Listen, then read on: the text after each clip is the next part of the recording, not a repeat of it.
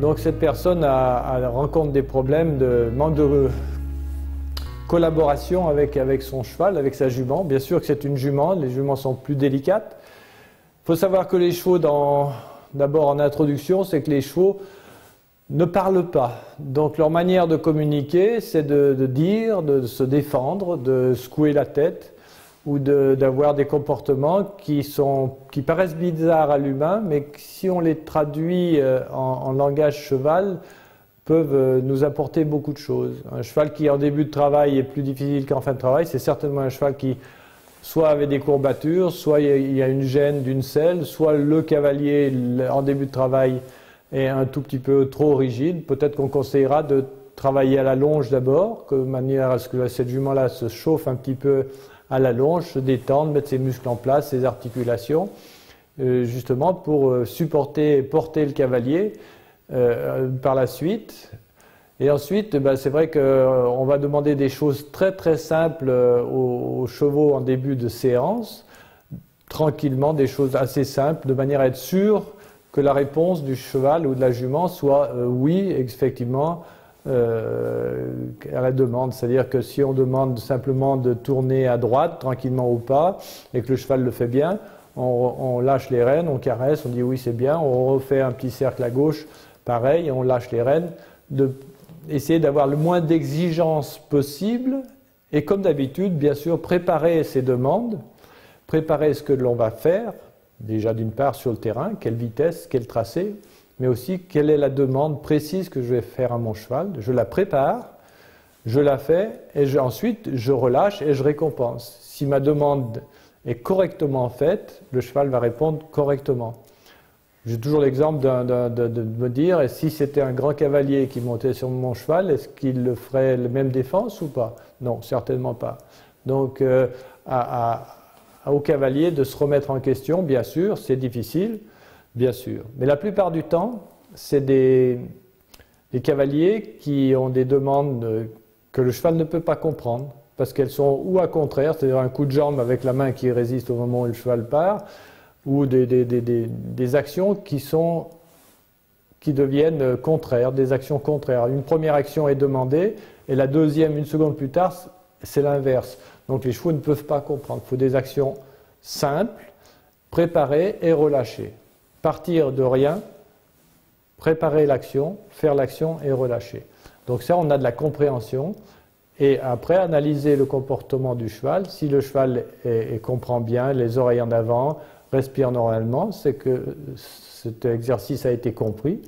Sinon, si ça se complique et ça se durcit, c'est que le cavalier doit d'abord commencer par se remettre en question.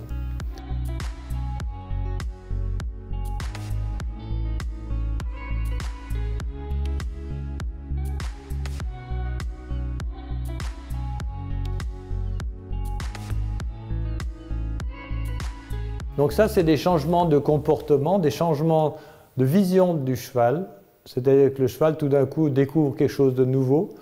Dans mes priorités, je conseille au cavalier, et justement pour avoir une certaine stabilité dans le mental du cheval, de travailler en tout cas toujours longtemps ou sur une flexion à droite, si on tourne à main droite, en cercle à droite, à main droite, sur la flexion à droite, la flexion intérieure, bien sûr à gauche, on se mettra sur en flexion à gauche.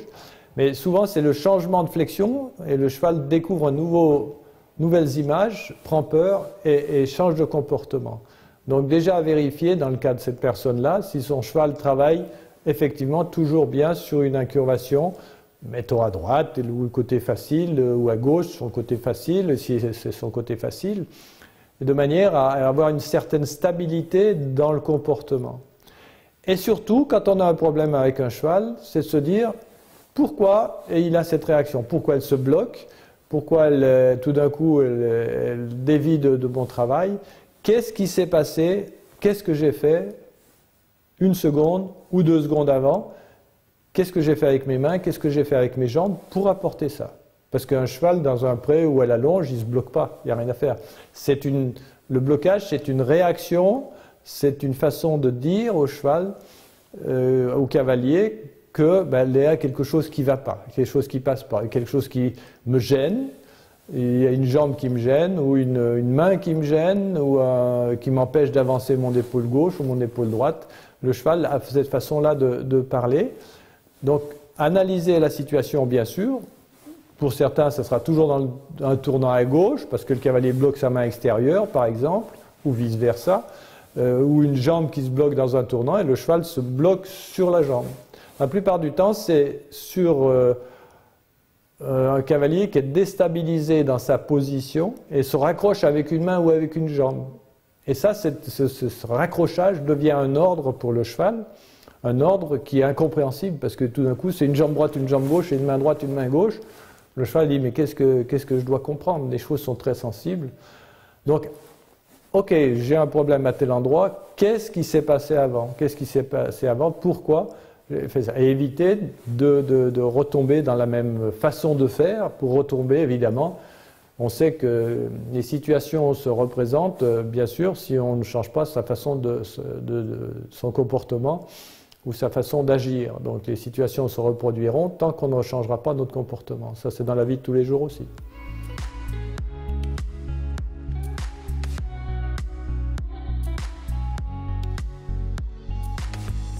Et déjà, si elle la supporte sur le plat, c'est bravo, c'est très bien. C'est déjà une bonne chose d'arriver au galop avec un cheval qui supporte bien la main, qui reste sur la main, qui est très agréable, très confortable, qui est posé sur la main, bien sûr, c'est agréable.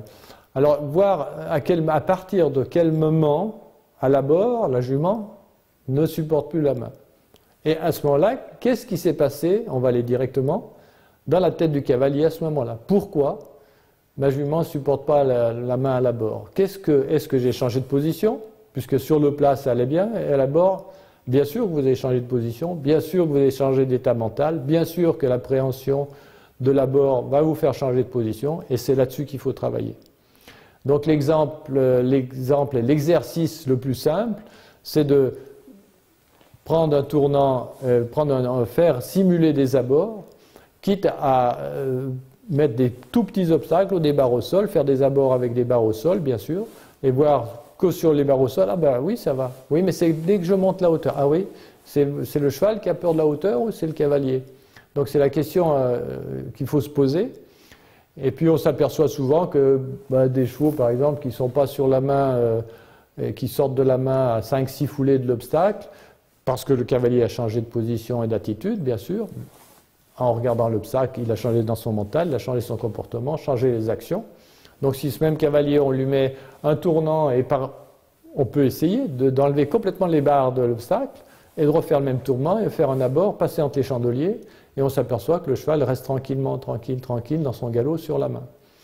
Donc à 99% du temps, c'est le comportement du cavalier qui fait sortir le cheval de la main. Bien sûr qu'il y a des chevaux sensibles, bien sûr qu'il y a des chevaux qui ont eu des mauvais souvenirs, qui ont eu des mauvais comportements, avec certains cavaliers qui étaient agressifs à l'abord, etc.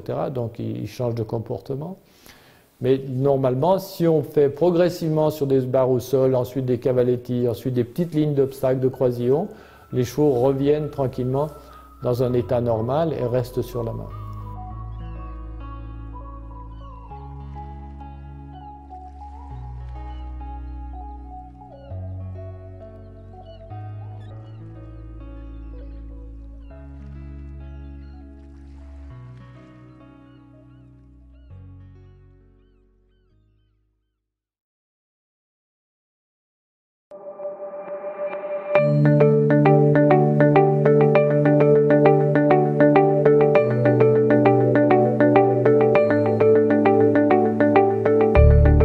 Horse Academy a démarré il y a plus de 7 ans maintenant pour justement être plus proche de vous et vous apporter des solutions avec des séances, avec des exercices, avec des outils pour vous et votre cheval qui vont vous apprendre à bien monter à cheval, à prendre du plaisir et aussi pour votre cheval.